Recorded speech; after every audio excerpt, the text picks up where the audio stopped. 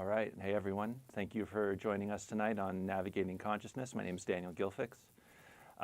Might have some new people here today, so just very quickly to just let everyone know where it is I'm coming from and what it is I'm doing. I refer to myself as a consciousness engineer and a psychic athlete. I've been in the healing game in many different forms for the better part of a decade, full-time. And really what we're doing here every Tuesday is just, going over the background energy, bringing some awareness to what might be happening, what might be contributing to what we're all experiencing, what's going to be coming up, and hopefully doing some shifting of that energy. So one of my primary tools is human design, and I'm very happy to go over anyone's body graph. That's what the human design chart is called. So anyone watching today, if you want me to do a quick read for you, just drop your birth info in the chat. I'll need your exact birth time. It's pretty important to have the exact birth time. And if anyone wants anything moved, anything shifted, if anyone's struggling with something or really wants some help with something, I'm here for that as well. And again, you can just give me some detail in the chat and I'll be really happy to work on that for you.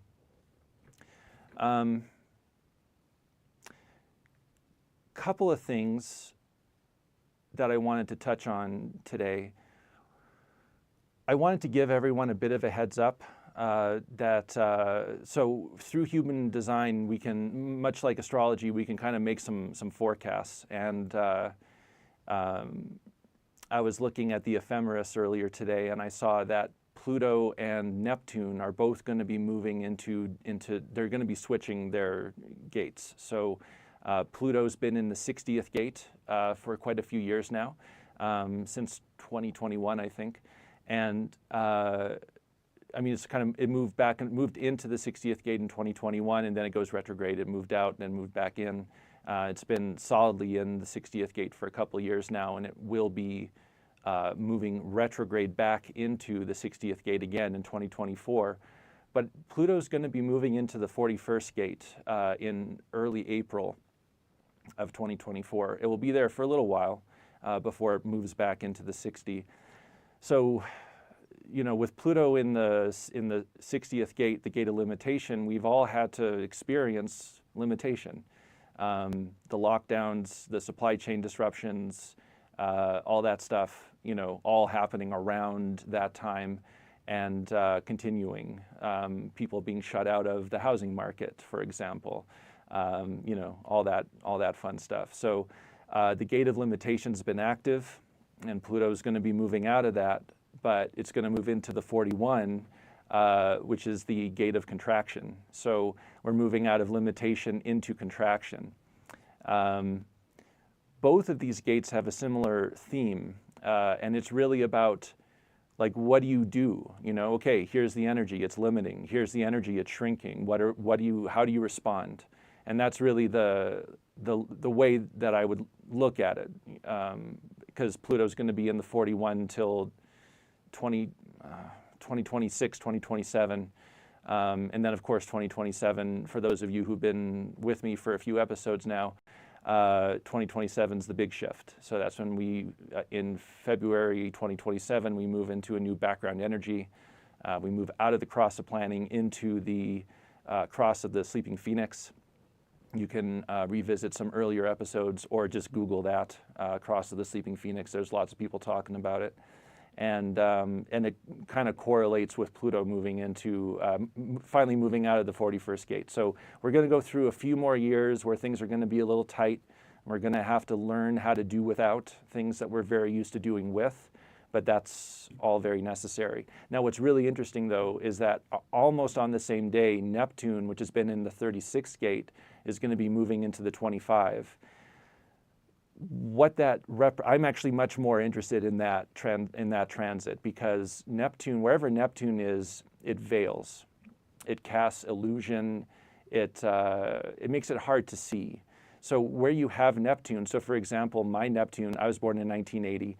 I have Neptune in the 26th gate. The 26th gate basically has to do with authority. And I was just thinking about this earlier today. So my personality Neptune is in the 26 gate 6 line, and that's about the sort of monarch without power, like the symbol of authority, but no real power there. And I was thinking about that, and I was like, well, I mean, that's like The Wall, that's like the Pink Floyd album, right? What was happening around 1980, there was a different relationship to authority that was forming at that time. Ronald Reagan being, I guess, kind of one of the first real like puppet presidents. He's kind of like what we have going on now, where he's very old, and he can play the part, but he very clearly didn't have a lot of authority in that very authoritative position. It actually kind of undermined the status of that office. The Wall, that whole album, talking about teachers and just authority figures, and how when they're at home they're getting they're getting whipped by their fat and psychopathic wives. So all that's all it's not about Neptune's not personal, right? It's very much collective. Like what's Neptune's really like that background energy, and it's kind of hard to spot when you're in it, but from the other side of it you can see it quite clearly. And so with Neptune in the 36, Neptune has been in the 36 gate again for quite a few years now. I think it also went in around 2021. 36 gate's the gate of crisis. So we all know that things are not good, but we don't know how not good they are, and we won't know until, or in April, we'll get a little heads up. Both those planets are going to go retrograde. They're going to go back into their respective gates. Pluto's going to go back into the 60. Neptune's going to go back into the 36. But for a moment in time, we will kind of get a glimpse of our future. So, and that's not that far off. So something to look forward to there. Something else that's been on my mind recently, I was thinking about Eckhart Tolle and his book A New Earth. And it was a book that I read, probably 20 years ago or so, and when it first came out. And in that book, he was talking about the idea of a frequency holder, that there's people on the planet that are like holding the frequency for something. And what my work has really expanded into is kind of like working on that, like the frequencies that we all hold, because we've all been heavily conditioned to expect certain things out of our life, to expect certain things out of other people around us. We get disappointed, we get discouraged, we get all these things. And when we're feeling these things, we're literally, when we express them, whether it's verbal or not, we could express a lot unconsciously. We're kind of, we're holding the frequency for that thing. A lot of generators on the planet are very frustrated. They're literally frequency holders for, frustration. A lot of projectors are very bitter. They're holding the frequency of bitterness. As we move forward into this new background energy, the frequency that we hold is going to be very important, very, very important. And finding people who hold a frequency that you like being around, and finding people, or places too, because places hold frequencies also. I would say it's almost more important to look at the location, the frequency of the place. Are you in a house you don't like the feel of? Maybe time to move. I know it's not ideal because of how the housing market is. And that's also kind of the thing, we're all being limited in our ability to move around. It's expensive. It's expensive to fly. It's expensive to move. It's expensive to buy a house. But if you're in a city or in a home or in a relationship or something and it just doesn't feel right, it's the frequency, right? The frequency that's being held in that space. With a relationship, it's a little different. You can shift it. With a house, you can get someone to come do some work on the land or the structure itself. There's always other solutions, but it's a good idea to get things correct, frequency-wise, and for you as well to be, if you are one of these people that sort of resonates with this terminology of being a frequency holder, really good to get clear so that you can, oscillate, vibrate at that frequency that you're meant to carry here. And then that does literally go out into the planet and inform or merge with the background energy in a way that allows for that expression to really come forward. And that's really, like I said, it's really been a lot of the work that I've been doing with my clients recently has been about clearing their nervous system of all the things that they've been holding, all the things they've been led to believe, to expect, to be sort of discouraged or disappointed by if they don't happen, and just allow that natural vibration or frequency to really come forward. So, okay, so just going to say one more time, anyone watching who wants to get their human design body graph checked out, you could just let me know, drop your birth info. Or if anyone wants some work done on their nervous system and clearing some things out that might be interrupting or interfering with their, most natural and authentic frequency, we can definitely take care of that as well. I have someone in the audience here today. His name is Randy. He's a cool dude, and he's agreed also to do some work with us. So, first thing. Thank you, Allison. First thing that we're going to do is I'm going to send Randy's chart to John so we can all take a look at it.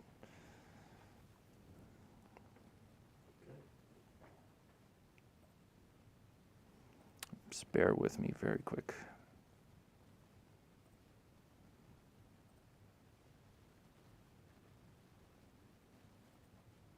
So, Randy, how you're a sensitive fellow. How has your experience been with like all this background energy going on, all the crisis that or maybe do you even feel it that way? No, I don't really feel so much the chaos. But since about last Friday, I've felt a real acceleration in the changes that are happening for myself anyway, and how all these things that have been kind of held back, these energies and all this progression that's been held back for so long is finally starting to come to fruition, but it's happening so fast it's almost uncomfortable. Yeah, for sure. Yeah, the speed is wild.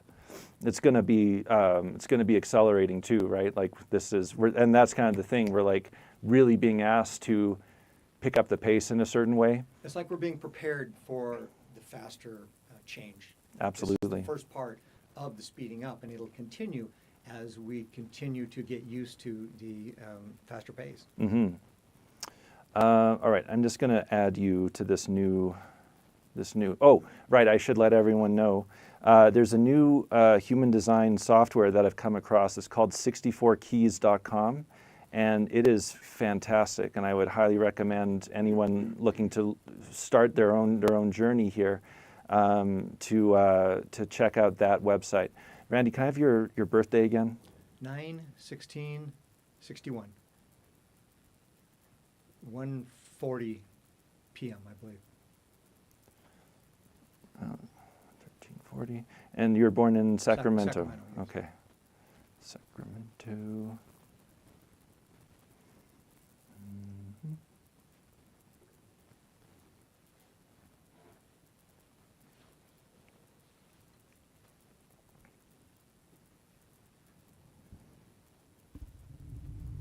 What's your last name, Randy? Lyman. Go.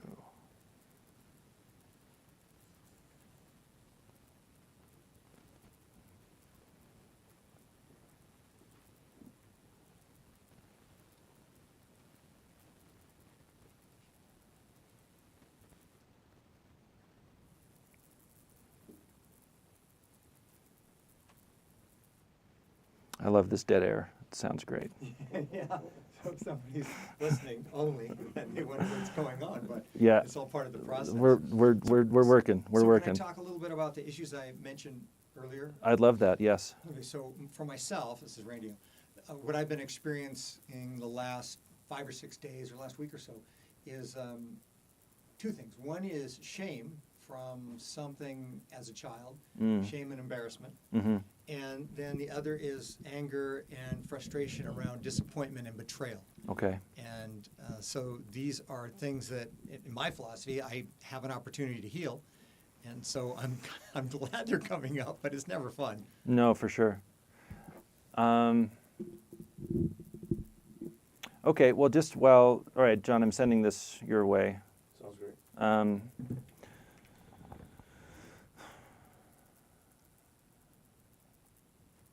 Okay, just a bit more info. We don't need the whole story, but like when would you say these particular feelings, these particular issues started kind of coming up for you? Like around what age? The betrayal is the age that comes to mind is 4 or 5 years old. Mm-hmm. Yeah, it's definitely something to do with your. Okay. The shame is a little older, maybe 7 or 8 years old, but it's early childhood. Yeah.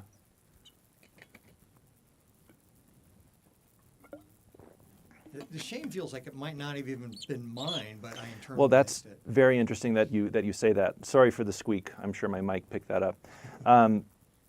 Being a projector means that very little of what you experience directly is yours.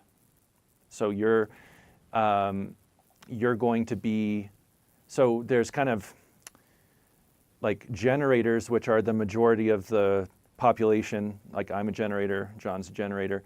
We're very much here to know ourselves. And so our process is a bit more self-absorbed, say, Didn't come? I'm not seeing it. Okay, I'll send it again. Text it or email, either one. I'll text it to you. The emails seem to be doing the spinnies. Projectors, on the other hand, are very much here to learn about themselves via the people around them, if that makes sense to you. Absolutely. Yeah, so let me just sit there, see what goes on. Okay. All children, without exception, whatever their form is, whatever their type is, they're going to pick up on what's happening around them, and they're going to internalize that. I'm not getting the love that I need because I'm a bad boy, right?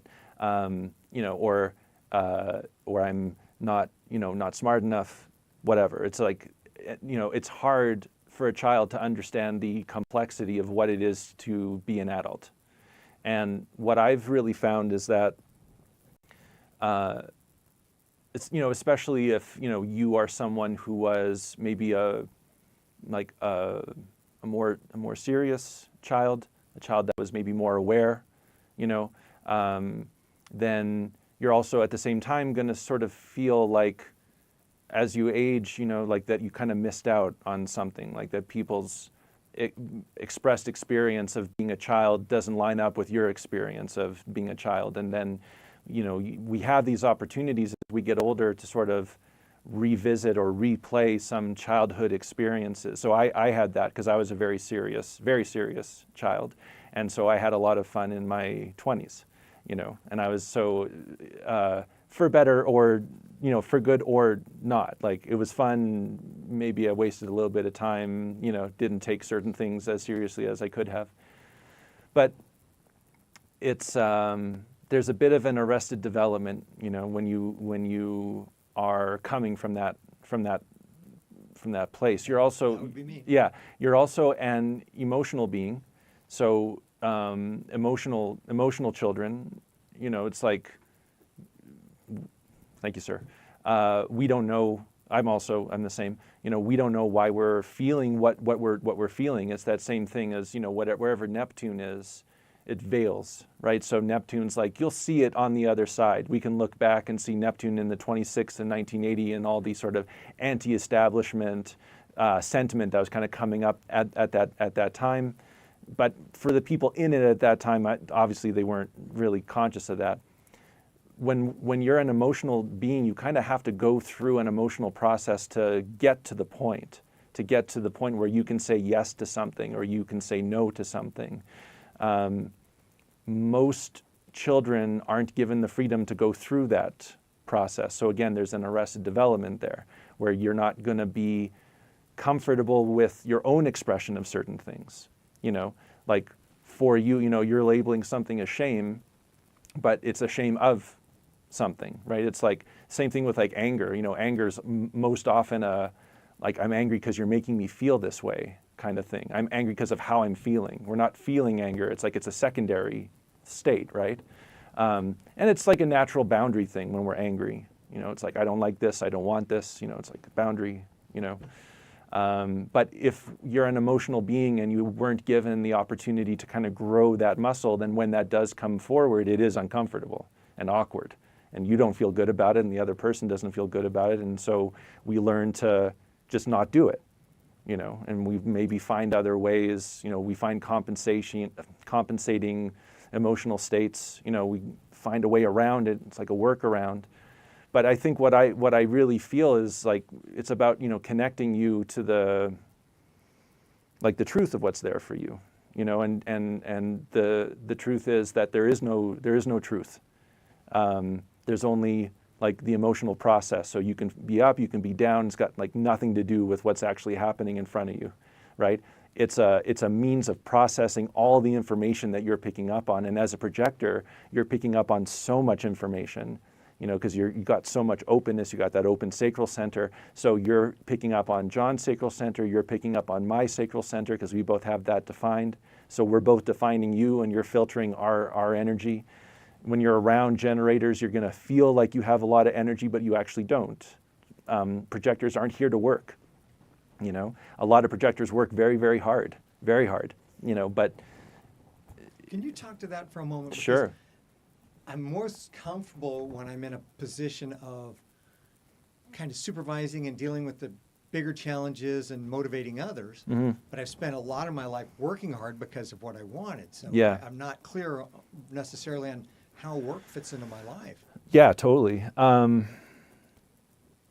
Well, yeah, I mean, you have the 44th gate in the splenic center there. So, and that's your Neptune, actually, Neptune in the 44.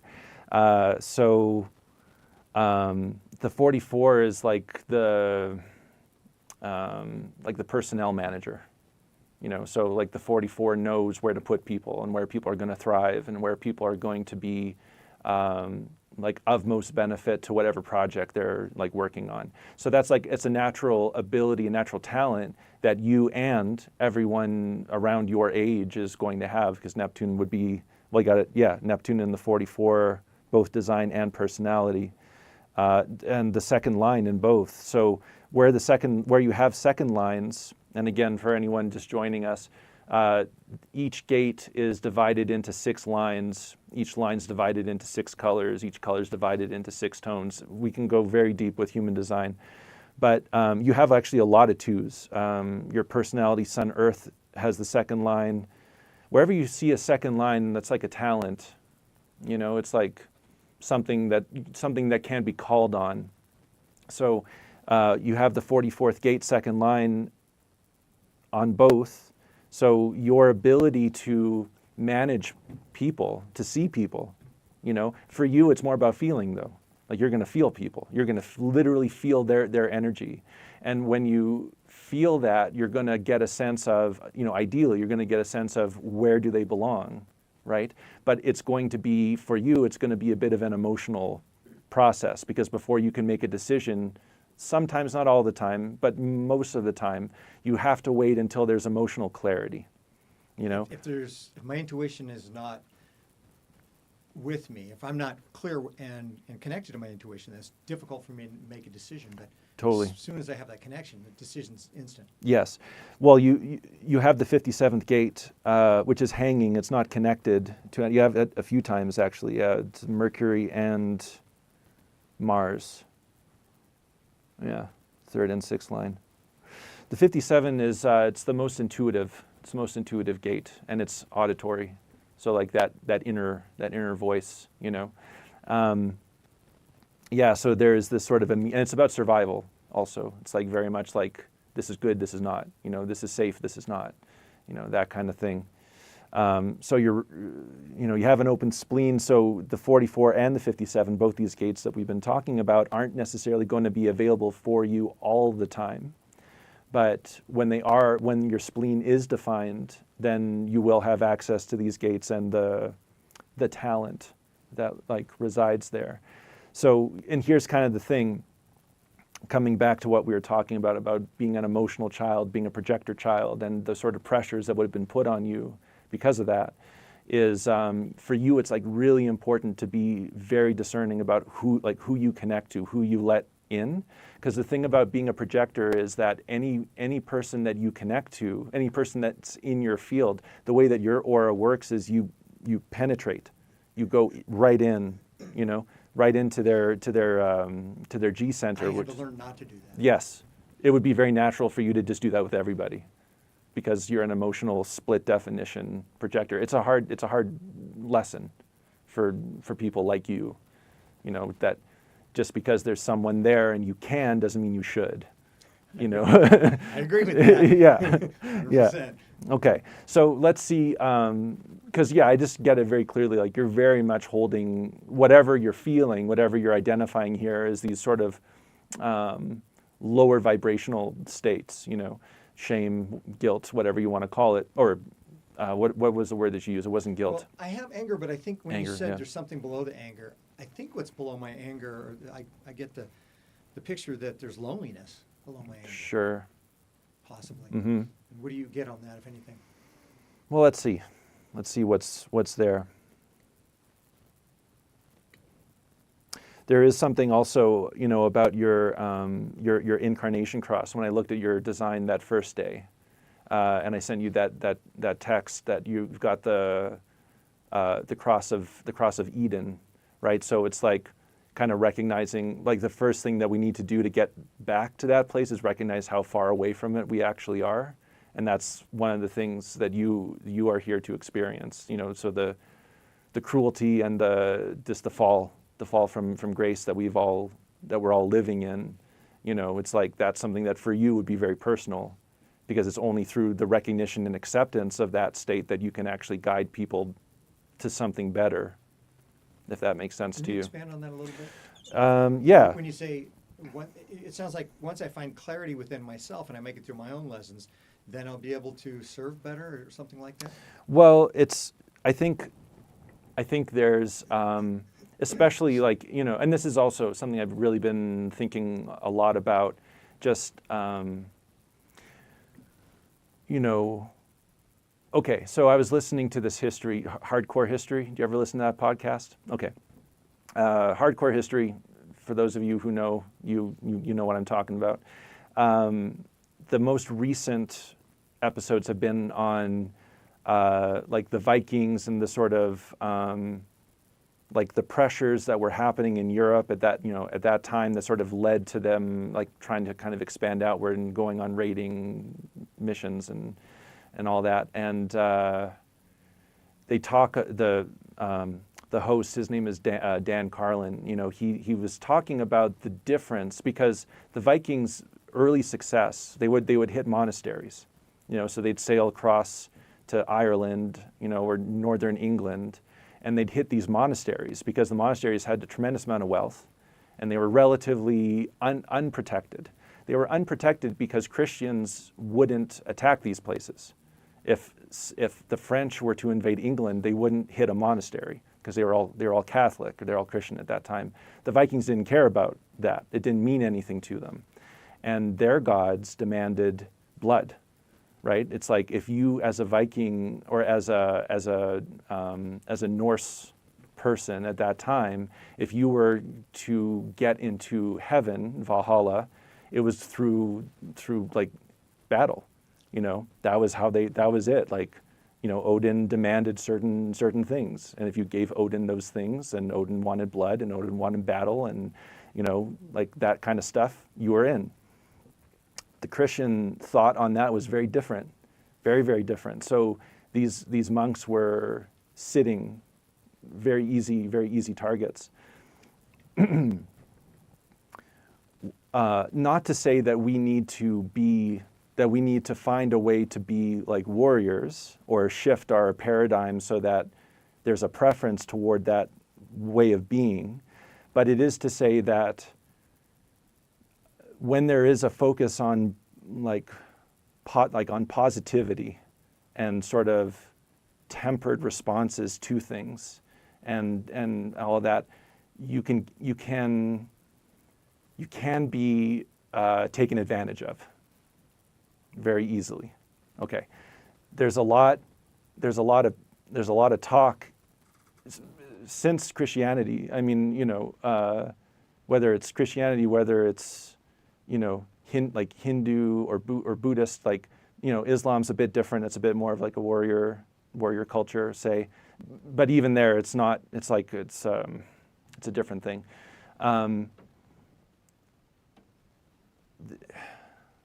Okay. There's something about your willingness to connect to something that resides within you, that hasn't had a chance to be expressed. We're talking about anger and how difficult it is for the emotional child to express anger because they get told, no, don't do that. No one likes anyone who does that, whatever. And how quickly as children we acclimate to that, and how quickly we suppress our natural tendencies.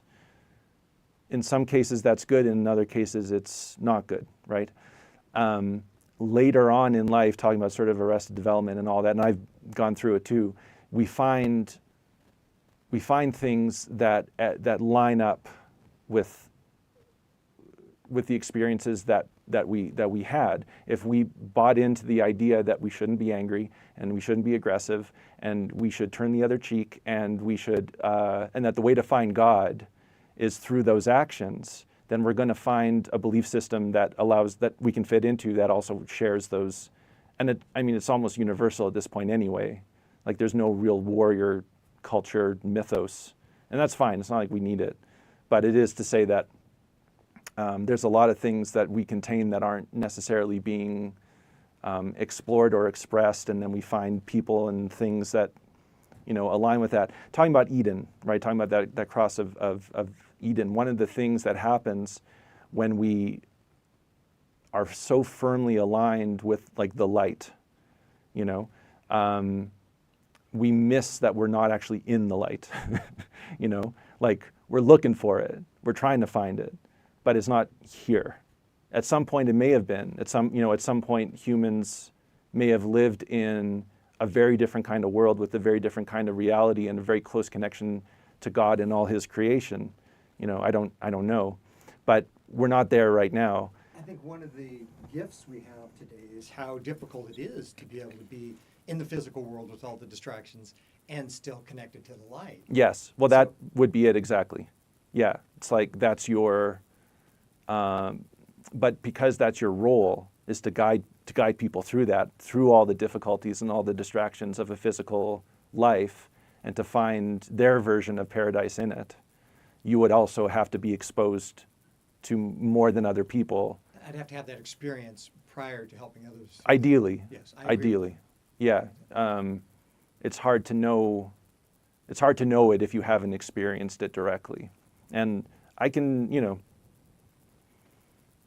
it's not a struggle for you, but I know that, there's been things that have affected you. Well, it's come to the surface. I've worked through so many layers of it and cleared out so much, but it's not gone. I'm still human, and I've got things to go through for the next 40 or 50 years. Sure. But just the last few days, it seems like the anger has come through at times when I didn't expect it, when I thought it was gone, and suddenly it comes through. And again, I see that as an opportunity for getting to the deeper, older wounds and healing that. But it's just interesting how much has come up as of recent. Okay. Well, it's coming up to be cleared, right? So let's see what we can do about it. Cross of Eden. Many who carry this cross enter the world reluctantly, as the womb provides everything that is needed. Over time, you carry the energy to go out and explore the world and to live life. Ultimately, your energy is about exploration, not to make your way back to Eden, but to move forward and find a slice of Eden here on Earth, and then share it with those around you. So it's also like you need to find, you come first, right? It's like you need to find that slice for you, and then you can guide other people there. Do you feel like you have succeeded in that? I have on many levels. There's a deeper part of me that I'm still kind of afraid to connect to, I think, because the higher energy of it, or the higher energies that come through, are overwhelming. So it's kind of scary for me. Interesting. Okay. Right. So, yeah. So there's thing. We were talking before the podcast started about that mediumship channel that you have a natural connection to the esoteric, and the sort of mysterious. And that is also talking about frequency, right? And like what we hold and how we express. It's all going through our nervous system. The last week I was talking about this, awareness that's kind of coming through, that we exist in nine dimensions of form. That our body exists in 9 dimensions, but our mind is sort of trapped in 3. Right, so our mind will never ever understand the totality of what our form is, and so so there's like something about the nervous system, how it operates in all 9 dimensions of form, that needs to be kind of perfect, like for you to gather the information that you're here to gather, and that's also going to be how you guide. Because you're here to guide. Projectors are here to guide. Talking about that, you're not here to work. You don't have the energy for like sustained effort. That includes how you work out, how you do everything. Like when you start feeling tired, there will be a natural tendency, like I've only been doing this for 20 minutes, I should keep going. But no, you should stop. You should stop. Most projectors don't know when to stop, when to say enough. So is that just a trait of a projector? Yes. Or my particular type of projectors, or anything in my chart, so to speak, that Anyone with an open sacral center, projector, manifestor, reflector, you all have a tendency towards exhaustion and overwork, because you're all being conditioned by us generators and our defined sacral centers, and we're all here to work. So if I have something like an emotional wound that drives me forward, then I can push past that, which is what I did. Yeah. But my natural state is not to necessarily be a workhorse. Well, you have an interesting thing, because another aspect of your human design is that you're here to be observed. So there's actually something that feels very good and very natural for you to be busy, to be active, and to be seen as an active person, But you can be active, you can be busy, just not like all day. For you, working 8 hours is not. I wouldn't recommend it. Well, not today. I've done it in the past. I worked far beyond that. But Yeah. today, that's one of the challenges I have, is just not having the energy necessarily to do what I want to do. And I'm healthy, even though I'm 62, and I can do a lot. But it's not so much my body wears out. It's almost like I'm having to process so much change within myself recently. Absolutely. Well, that's true for everybody. Like, we all need to kind of take it easy, and we all need to understand that there are, as I'm sure you can attest to, there are massive changes taking place in all of us, and we're under tremendous mutative pressure So currently. I imagine viewers who are going through something similar are going to wonder, how long is this going to last? This is another 3 weeks or another 3 years? It's going to be probably for our lifetime. Okay. I would imagine. But, I but don't there's see something it. that offsets that at the same time, I imagine. As Well, we have to live our life differently. Like, we're going to restructure everything is going to. Certain things are going to be coming with, and a lot of things aren't, and there's going to be a lot of room for a lot of new. So what I hear you saying is that the things that used to produce the results, that were the tools and the activities and the ideas that were effective 10 or 20 years ago, of course, have gone away for the most part. Yeah. But you're saying even more of those old ways of being effective are going to change, and now there's going to be new ways of being effective. That's right. Yeah. Can you talk a little bit about the new ways of being effective? I could. Well, Or is it not clear yet? it's going. So it's hard to say exactly how it's going to play out, because it's something that is okay. So human design wise, right? You have that incarnation cross, right? The cross of Eden. So there's individual incarnation crosses. So you're the cross of Eden, I'm the cross of explanation. There's crosses that are collective, that are very, very long term. So since 1615, we've been in the cross of planning. And so everyone born since 1615 has been operating within the background energy of the cross of planning. The cross of planning is all about detail and focus. It's all about building institutions that offer services to the collective and tribe. And there's a bargain. So the individual gives up some of their individuality to access the institution, right? We've given up a lot of individuality in order to be safe, in order to have a police force and a fire department and an education system and a medical system and democracy and courts of law and all these things, right? So it started then in 1615, I think you said. 1615, yeah. How much longer will this particular 2027. Yeah. So everything, the things that we're seeing right now with the hollowing out of like authorities and institutions, right? Nobody trusts anything anymore, really. I mean, some do, but it's silly. Trust the science. Well, we all see how that went, right? But that's the thing. It's like this funny little man saying, I'm the science. You got to trust the science. Like, yeah, that's exactly, it's hollow. It's nothing, And people are starting to see that. Yeah. So it's on the verge of collapse. Yes. And that will continue for the next few years. And because it's just, we're not ready yet for the change, or because more needs to be exposed.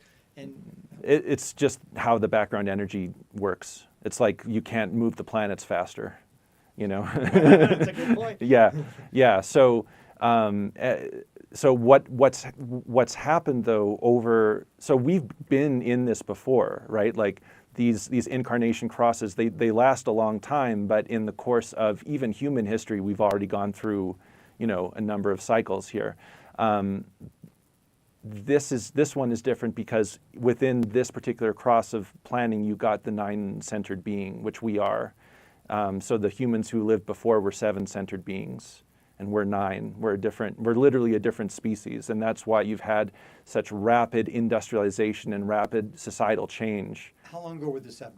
Up until 1781 with the discovery of Uranus. Okay. Yeah. So with the discovery of Uranus, you start to have humans coming in who are 9-centered, who have a longer lifespan, because the 7-centered beings were being ruled by Saturn. So they had a Saturnian lifespan, roughly 30 years. 27-year cycle. Right. And we are in a Uranus cycle, which is 84 years. So our lifespan's, roughly 80 plus years. It's not unreasonable to assume that you would be living till then, that I'd be living till then, unless something happens.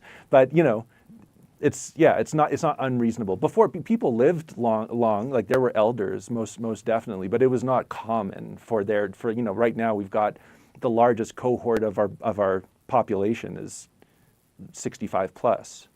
That's never happened before.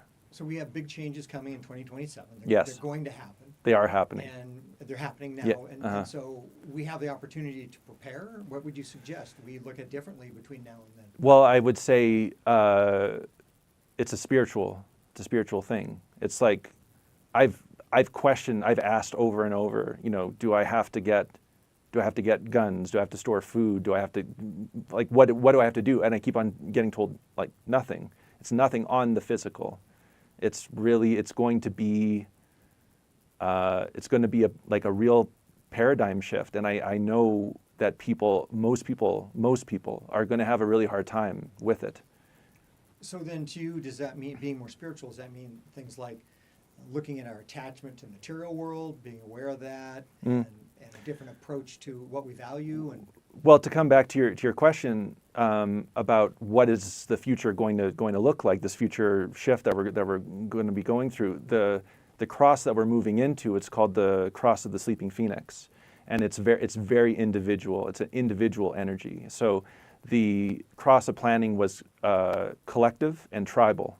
The individual didn't really factor in too much. The collective energy is more about is this a good survival strategy for our DNA?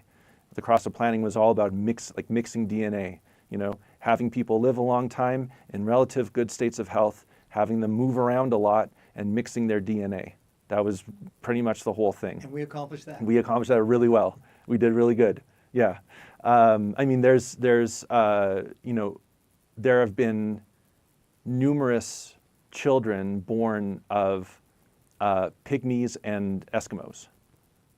Not a lot, but like 12 or something. They're all. It's interesting because they're actually all born sterile. They can't have children, but their parents can produce children. So it's the equivalent of like a horse and a donkey. They're close enough. And so, what are the traits of these children, or these people who are coming of age now? Well, so what I was talking to is that that sort of genetic mixing would have been impossible up until this past century, to have someone be able to not only to travel, but for the society to allow that. And you spoke earlier about limitations. So in 2027, there would be a releasing of some of the limitations and more individuality, less connection, or less. Well, we're going through the limitation and the restriction, the contraction, because everything's going to be different. Like the thing about the Sleeping Phoenix is that it is not about taking direction from a large institution. It's not about following laws. It's about you being your own authority and making your decisions based on that authority. And that's why human design, from my perspective, is so important, because it's all about that. It's all about connecting to what your strategy and authority is. So for you as a projector, your strategy is to wait until someone invites you, ideally. So you're not here to initiate per se. You can, but it might not be the best thing. It might be best for you to just wait until there's an invitation and to be recognized. So someone who knows you is like, hey Randy, I know that you're going to like this. Why don't you come with me? That's a perfect invitation. Or your expertise, recognizing that you're an expert in a certain field and asking for your guidance in that field. So for projectors, it's really good to study and learn and become proficient at things, so that you can be approached correctly and recognized and then invited to share what you know. You're an emotional being, so even when someone approaches you correctly and says hey, I know you're a guy who knows a lot about this, what do you think? You might feel something. You might feel something very strongly. You might feel a high or a low. You don't know why you're feeling it, but you have to wait until you have that emotional clarity before you can say yes or no to it. So most projectors, because they're so desperate for that invitation, because it feels so damn good to be recognized, they'll say yes to everything. It's like, oh, this person, they see me, this is amazing, but it might not be right. I would agree with that. Yeah, sure. So then, it'd be helpful for me. What I'm hearing is be helpful for me to understand myself better before, as we approach 2027, because my world's going to be less dependent on how I fit into the collective and more dependent on how I understand myself and follow my own path. Yes. And my own truth. Right. And for you, that's going to be a lot about who's around you. So for you as a projector with an open G center also. So your sense of direction, your sense of self, your relationship to love is more malleable than other folks. So for you, it's like if you're in the wrong place, you'll be around the wrong people. So for you, being in the right place is essential, because it's only when you're in the right location can you find the right people who can recognize you and invite you correctly, that you can then say yes to. Does that make sense what I'm saying? Yeah, it feels like if I don't resonate with the people, people around me and my overall surroundings, then I'm really limited. Yeah. Badly, it just is. I think Sedona's a good spot. It's a good spot. So I think you found a good spot. I would have to look at your. There's things that we can look at in terms of environment and all that, but. So what about other character traits other than projectors? Uh-huh. What can they look to or look forward to in the way of changes over the next few years? Well, it's going to be the main thing that I can say, and I said this last week too, is if you're expecting the institutions to be there for you, you are going to be disappointed. The police are already not showing up. The government is very clearly not focused on the needs of the people, right? They're printing all kinds of money and sending it to the Ukraine, wherever, all the money that's been spent on that war, numerous, it's been years, decades, trillions and trillions of dollars spent on missiles and things and regime change and whatever. And it's like, well, that didn't come to any of us, right? So we've already seen what's, that's not going to shift. It doesn't matter who's president, it's going to be. But the overall energies on the planet and the collective energy will shift. Oh, yeah, it's going to shift away from that is what I'm saying. Shift away from that. So, yeah. And we can prepare to be more self-sufficient, know ourselves better. It's really about how to make decisions, really about what you say yes to and what you say no to. Really about trusting that your body is a much better guide than your mind. And then as more of us do that, then it gives less energy to the collective, the establishment and all these systems that are set up that are falling apart. So when we look to ourselves for what is the answer, then that we give less of our energy to the establishment. Yeah, it might be correct for you to give your energy to the establishment.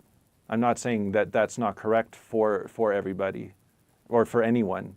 It's really sometimes it will and sometimes it won't. The establishment's going to exist in some way, shape, or form because as long as there's still people alive who are born in this cross of planning, that energy is going to be present, right? We're all frequency holders for it. So then would reliance be a better word, to have less reliance on the establishment? Oh, absolutely. Yes, absolutely. Yeah. So being more self-reliant is a positive Being thing. more self-reliant in the sense of how you make decisions and what you spend your time doing and who you spend it with. Yeah. And then as we spend our time with more positive people and spend our time working on things that serve us, then that gives energy to those things that serve us and serve the direction the collective is heading. It serves us as individuals in Which form. in turn serves the collective? Or not so much? It's not really, so talking about the energy of change. Well, so one of the, when the nine-centered being started, so humans have always kind of been the focus, right? Like the program, whatever you want to call it, it's been really focused on humans for a long time. And that's because we can do these things. We're very good at moving ourselves around, changing things up, changing things on the earth, changing things within ourselves, modifying, mutating, right? The universe is very invested in things changing and developing and growing. Whether they work or not, it's all kind of an experiment, right? It's like, let's see what happens when we, nudge this amino acid protein chain into this form.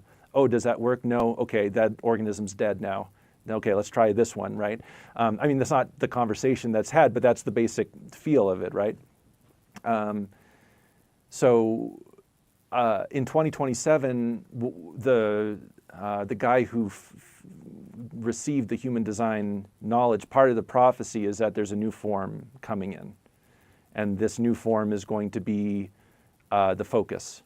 So there's not going to be the pressure on humans to be anything anymore. So our sexuality is going to change, our fertility is going to change, our relationship to the way we grow food is going to change. There's all these things that are going to change because it's not necessary for us to be on the planet anymore. But there's a lot of younger souls, less evolved souls, who still have lessons in the old limited 3D world. They're still going to be on the planet. They're going to, that's not what I've seen. And I think one of the things, one of the things that's there's a lot of discussion already about fertility. Fertility is an issue.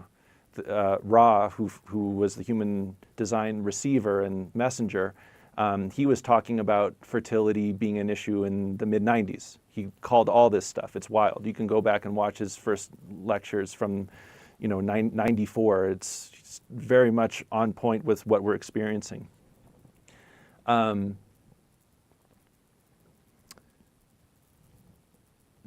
People aren't coming in, like that process of reincarnation is not happening from what I've seen. It's not happening like how it was. So what I mean by that is that yes, there are still people who need the 3D experience and they're not having it here. There's somewhere else. I've seen a little bit of that myself. So you're just saying that those who are here, those souls who are here, when they pass on, they'll cycle off to somewhere else to finish their 3D experience. Correct. And this planet will be more focused on higher experiences. Yes. Yeah. I had an interesting conversation with a Vedic astrologer a few years back, and he was saying pretty much the same thing. He was like, the Earth is done being the home base for the 3D experience, and there's another planet where that's going to be happening on, and the Earth is, this ascension that we're going through, it's not strictly speaking personal. It is, but it's like the Earth. Like we're having to keep pace with the Earth as it ascends to a higher vibrational state. And our souls can have the experiences they need on another planet. It doesn't have to be on this planet. Right.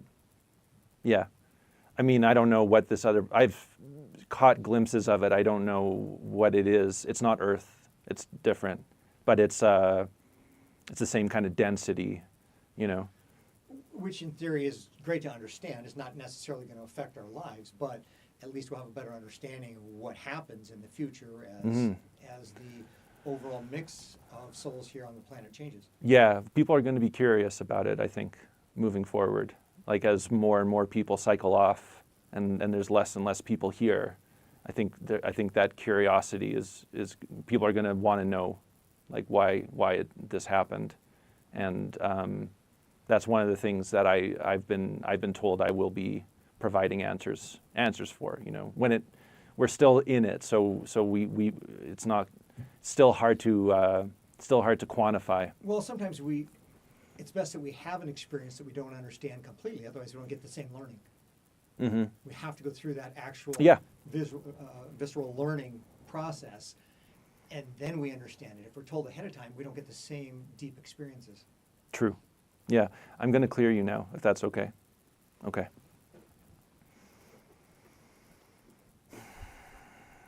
Okay. So there's some the word that comes up is like residue. It's like a residual, something that's left over. The process itself is already completed, but there's some like byproduct that's kind of coating it's acting kind of like myelin, So our nervous system needs to be myelinated because our brain periodically kind of like disintegrates aspects of itself in order to make room for something new. And it's the myelin sheath that protect the nerves that we are using, right? So the habitual patterns that we find ourselves in are being expressed through heavily myelinated nervous system pathways. You have some nervous system pathways that aren't myelinated, but they are coated in this residue. And so they haven't been able to be, you haven't been able to decondition yourself from it because they're like protected in a certain way. It's in your thoracic spine in the T5, both sides, left and right side. Something connected to your heart as well, like that whole feedback loop there. And that's where the anger is, so there's anger hanging out. There's the anger pathways that are, again, like kind of residual. It's like something that should have been broken down a long time ago, talking about sort of arrested development and things that we bring forward from our childhood. And it's not even yours. It's like somebody, feels more like coming from your dad. His anger. Yeah, his anger unexpressed. You're intuitive, you're empathic, you pick up on things, you're emotional, you're a projector, you filter people's energy.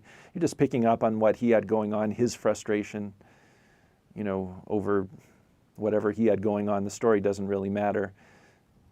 He just had a hard time relating to something, and it just was frustrating. He didn't like feeling that way. He didn't like feeling powerless or stuck or any of that. He liked not feeling that. So it was hard for him when that would come up, when he would feel powerless or stuck in some way, or that he couldn't shift something, push, put effort, put energy. And then, so just, anger, frustration, all that, which you just picked up on and kind of internalized in a certain way, trying to help him. It's like, okay, I can take on some of this for you. I can move some of this for you. Maybe together we can work, and, I can help you when you feel powerless, and I can help you when you're, feeling stuck, and we can find a way together. But that's not, it's not, you weren't ready for that. You knew that you were going to be doing that as you got older, but you weren't. You know what I mean? You weren't there because you were like a child. You're like 5. So again, serious child, a child that understands what someone's feeling, but not understanding what you're supposed to do with it, what your place in it is, and the innocence of that, innocence in that, which again sort of maintains. So just sort of at times like innocently connecting with people, trying to help people, but it's not your place.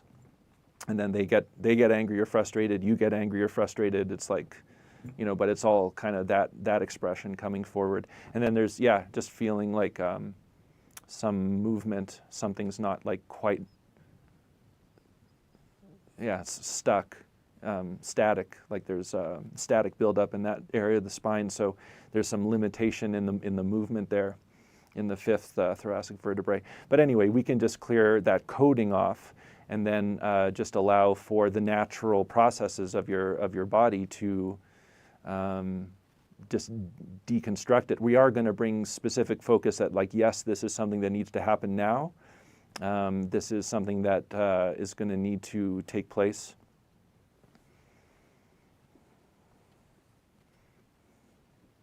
You're getting cozy? Yeah.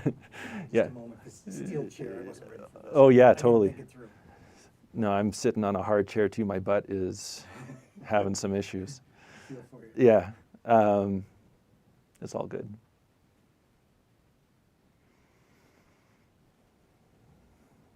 Okay, So just placing the emphasis on the deconstruction of these nervous system pathways, and then nothing really needs to replace. It's like it's fine to just have the space there. Oh yeah, that'd be great. Thank you so much. Oh yeah. We're all so soft, All right. Yeah, and then just in terms of what's going on in that heart area that's connected to, because it's hard. You have your own experience of seeing people you care about like in pain and discomfort and frustration, and it's hard for you because you feel stuck and you feel kind of helpless, and like you want to have it, you want them better for them. You're a very compassionate, very easily hurt kind of person, and that's fine. Like it's totally normal to be sensitive in that way, and it's part of the human condition. We're capable, like emotional beings especially, we're really good at knowing how to hurt somebody because we've been hurt ourselves, right? So when you get going, if someone gets you really going and you lash out at them, you're going to hit them right where it hurts, every time. And it's like automatic. You're not even thinking about it, right? It's just how it is because you know the feeling.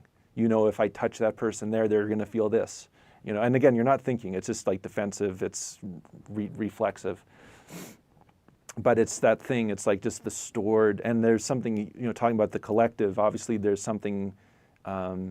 Even though you have a lot of individual activation in your body graph. You're still very much invested in like the collective moving forward and moving forward in a way that allows for individuals to have, the ideal expression, their little slice of Eden, right?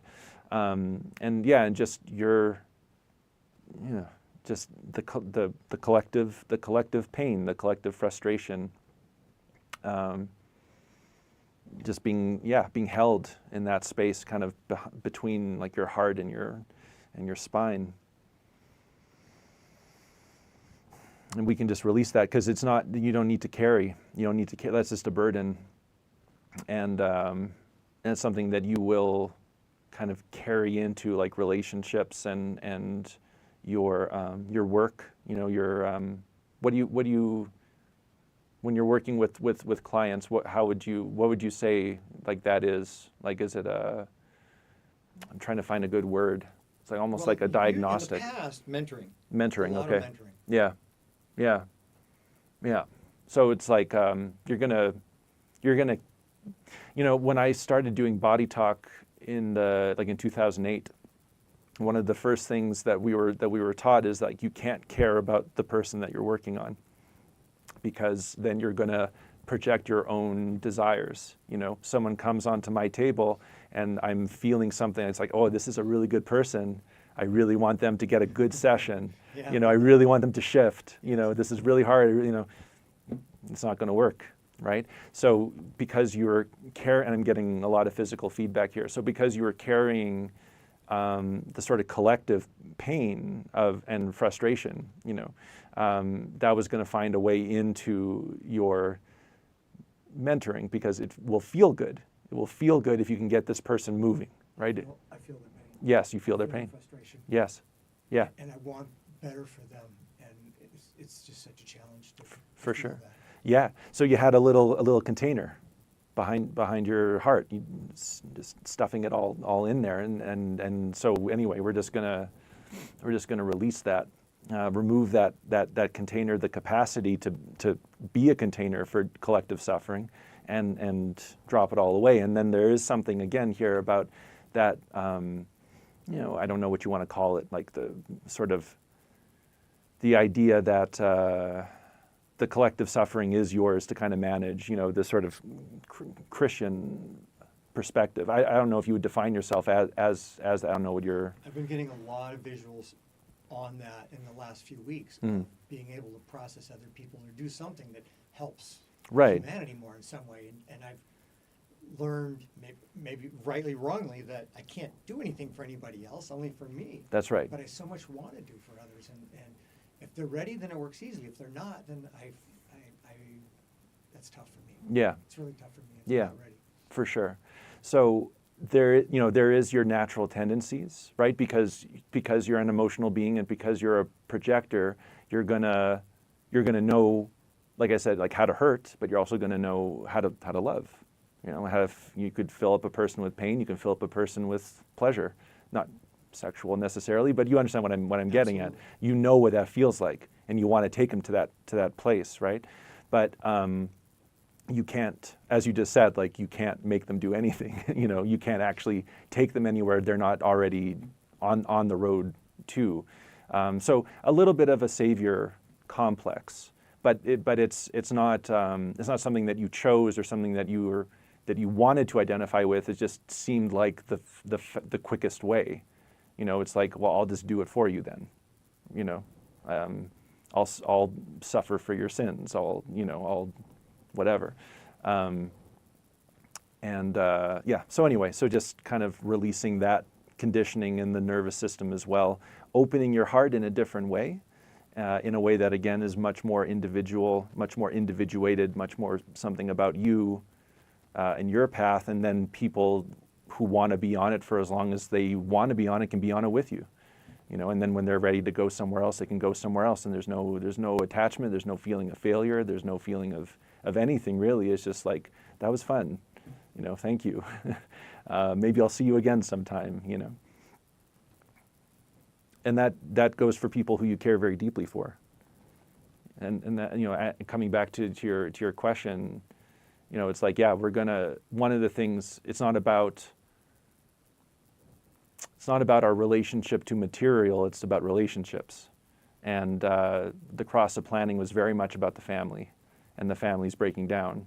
And that's very necessary, because in the future, it's not going to be about who are you related to, or who did you serve with, or what sports team do you both like, or any of these things. It's going to be about, do we have energy that's compatible enough to do something together?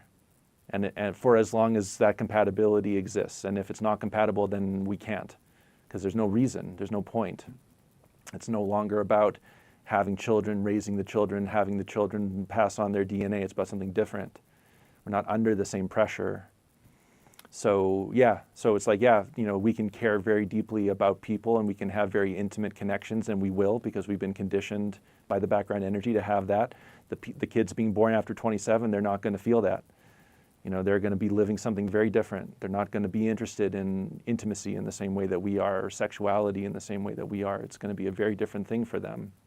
And so it would serve us to just like be able to feel what we feel, but also recognize that the success and the satisfaction that we want and crave and seek is not going to be found in intimate partnerships, family reunions, these kind of things. It's going to be much more about, in the now, can you and I work together? Can you and I build something that's going to benefit both of us? Whether it's for 2 weeks or 20 years. Correct. As long as we resonate, then we work together. Yes, you got it. Okay, well, you're clear, so that's good. All right, what time are we at? Oh, good. That was over an hour. Any parting words? Allison had a question in there. Oh, sorry, Alice. Being an empath and feeling so much of those around me, how do I know what's actually mine? Well, Allison, you being a generator rather than a projector, that's not as much of an issue. But my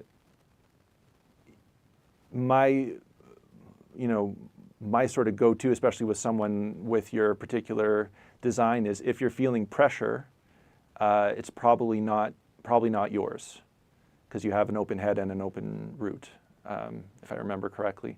So so when you feel pressure, it's coming from someone else, basically. All us generators, we're very blessed that when we're in alignment with our true nature, we are very relaxed and calm. And being in the field of a calm generator, that's a real gift. So, as calm and relaxed as you can be. I don't know, my throat's going off.